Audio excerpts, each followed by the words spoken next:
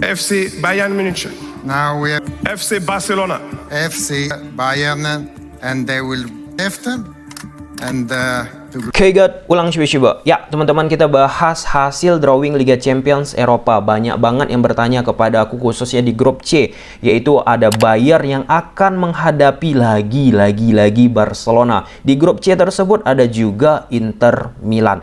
Kita akan bahas berdasarkan angka data statistik ya teman-teman. Tapi bukan hanya grup C. Kita bahas dari grup A sampai dengan grup H. Jadi sebelum kita bahas ke situ, mungkin sebagian dari kalian bertanya, kok aku pakai jas, kok rapi banget Bang. Nah, jadi di sela-sela aku sedang membuat video ini, aku akan melakukan meeting dengan Ketua Komite Wasit PSSI, yaitu Bapak Ahmad Riyad.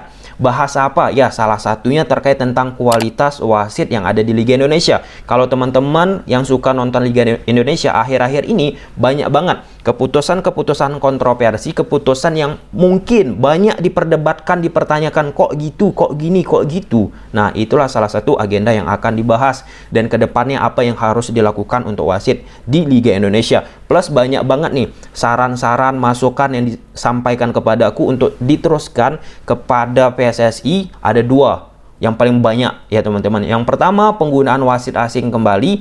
Sempat dulu kan di Liga Indonesia pakai wasit asing. Dan yang kedua, penggunaan video asisten referee di Liga Indonesia. Bagaimana, apakah itu mungkin? Oke, itu nantilah ya. Mungkin kita bahas secara komprehensif di video yang lain. Tapi di video ini kita akan bahas Liga Champions Eropa terlebih dahulu. Sebelum kita masuk lagi, salah satu fakta menarik teman-teman, pemain keturunan Indonesia Kevin Dix yang harusnya dinaturalisasi untuk timnas Indonesia teman-teman, tampil di Liga Champions. Ia bergabung bersama Copenhagen di grup G. Nah, ini perlu diluruskan ya teman-teman. Kevin Dix ini bukan dibatalkan naturalisasinya, tapi ditunda. Sebab Kevin Dix sudah mau bermain untuk timnas Indonesia. Namun, orang tua dari beliau tetap kita hargai ya teman-teman. Orang tua dari Kevin Dix untuk sementara waktu memikirkan terlebih dahulu untung rugi ya teman-teman ya. Sebab kan ya Kevin Dix masih muda, kemudian Kevin Dix bermain di Eropa. Hal-hal tersebut masih perlu dipikirkan ya. Nah, hal itu beberapa waktu yang lalu dikonfirmasi salah satu anggota Exco dari PSSI, yaitu Bapak Asani Abdul Ghani, yang melakukan interview bersama aku. Kevin Dix itu dari keluarga Maluku. Last minute pemainnya sudah mau, dia tiba-tiba si agennya bilang sama saya mesti bicara dengan orang tua mereka karena permintaan dari si pemain. Orang tuanya ragu. Saya katakan kepada agen, ya udahlah, tunda aja dulu sampai mereka merubah pikiran. Jadi prinsipnya mereka tidak menolak. Oke, gimana menurut kalian Kevin Dix? Itu salah satu hal menarik. Kita lihatlah nanti ke depannya. Sebelum kita bahas, perlu aku garis bawahi, ini berdasarkan data statistik ya teman-teman. Pro kontra pasti ada terkait tentang data. Aku hanya memberikan menu ya di channel aku berdasarkan data statistik.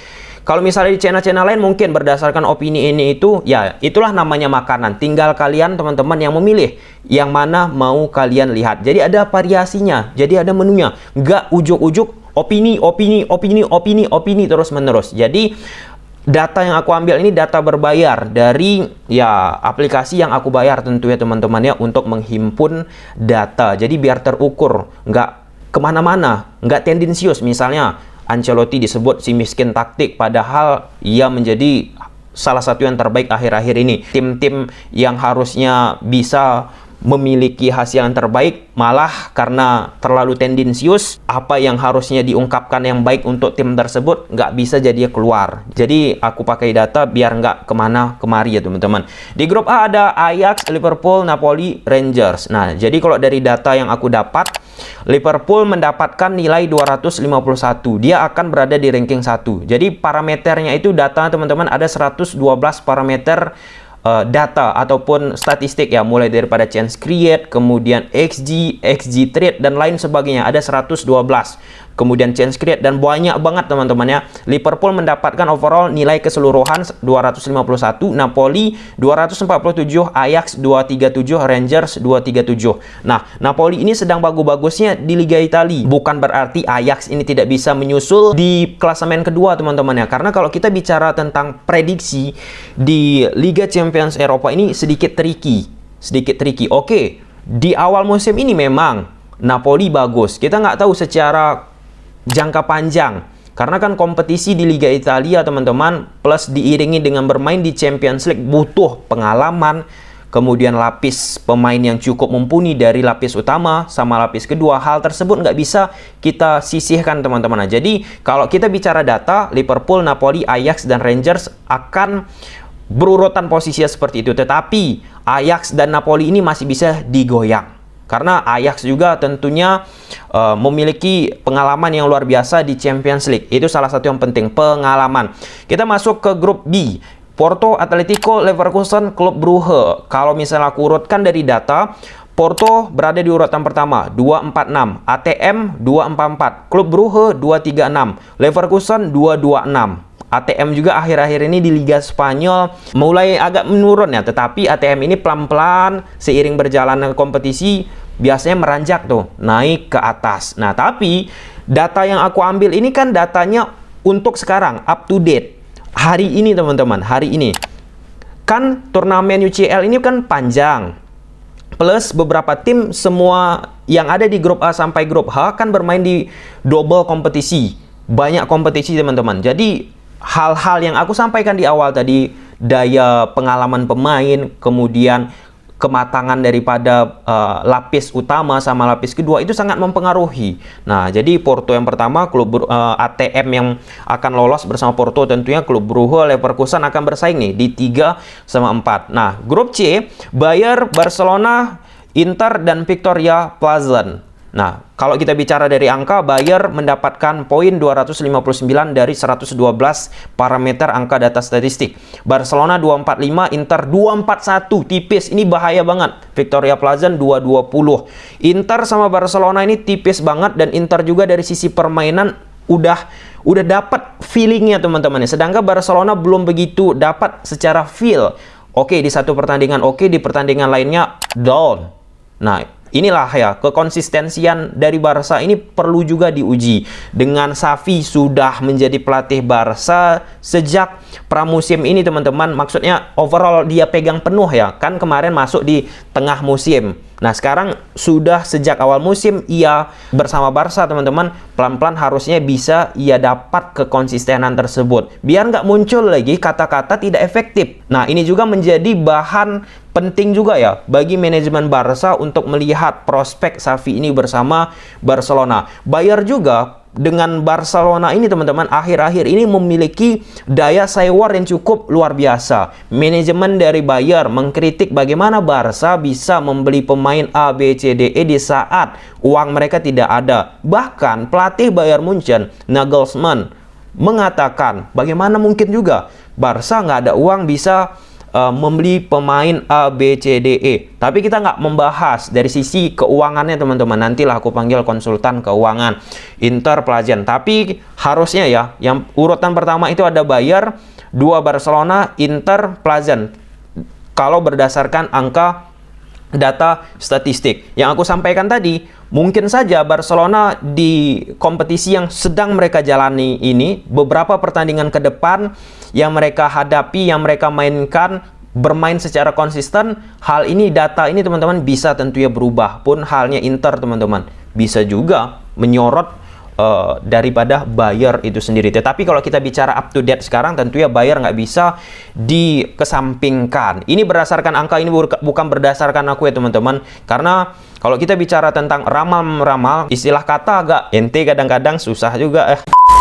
Kita masuk ke grup D, ada Frankfurt, Tottenham Hotspur, Sporting, kemudian Marseille. Kalau dari data kita urutkan yang bakalan lolos teman-teman, ada Spurs 254, angkanya Sporting 234 sama dengan Frankfurt. Ini menurut aku Frankfurt sih yang pada akhirnya mungkin bisa bersama Spurs. Dan terakhir ada Marseille.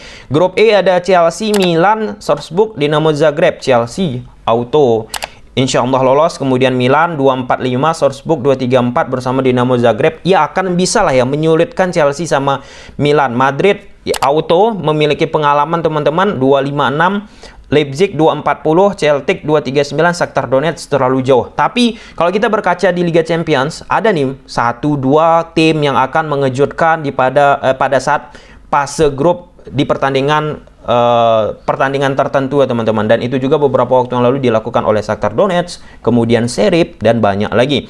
Kemudian grup G, Man City 264, Dortmund 231, Copenhagen 228, Sevilla 224. Sevilla ini karena dia memiliki pengalaman, aku yakin dia juga bisa memberikan sesuatu yang luar biasa. Sedangkan Dortmund ini kekonsistenan 90 menit di pertandingan agak sulit. Akhir-akhir ini ia dapat, sudah unggul malah kalah. Sedangkan Man City auto akan bisa lolos sih menurut aku, tinggi banget poinnya daripada semua peserta yang ada di Liga Champions Eropa berdasarkan data. Sedangkan grup akhir, grup G, PSG 257, Benfica 245, Juventus 236, Maccabi Haifa 234. Juventus ini kenapa rendah?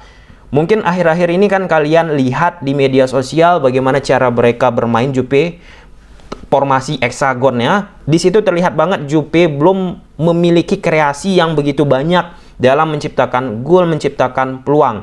Jadi mungkin itu salah satu mengapa aplikasi statistik berbayar ini menempatkan Juve di peringkat 3. Tapi Juve sekali lagi teman-teman memiliki pengalaman, memiliki lapis utama, lapis kedua setidaknya lebih baik daripada Benfica ataupun Maccabi Haifa. Oke, mungkin sampai situ ya teman-teman pembahasannya. Gimana menurut kalian? Apa yang aku sampaikan ini berdasarkan angka data dari aplikasi berbayar yang ada di internasional, bukan yang ada di Indonesia teman-teman, yang dipakai oleh tim-tim analisis.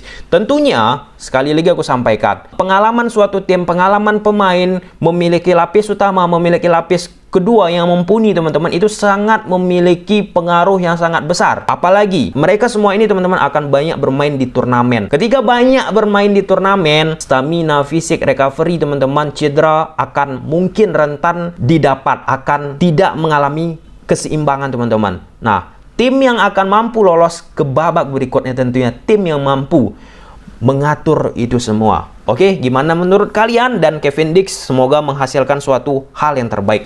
Bye.